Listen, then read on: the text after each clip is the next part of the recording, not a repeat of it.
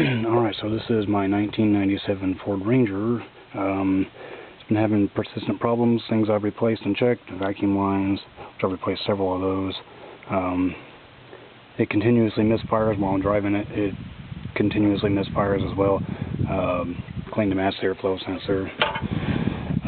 Replaced the idle air control valve.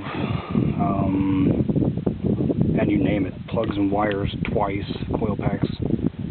And I'm going to start it up and let you hear it.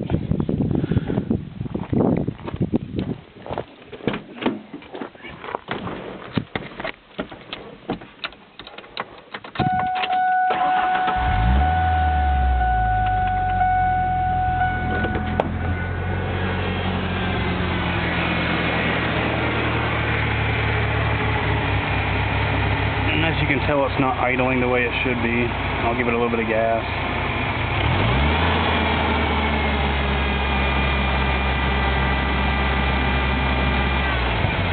And it proved me wrong. There it goes. See, it's trying to die. There it goes. Someone help me out.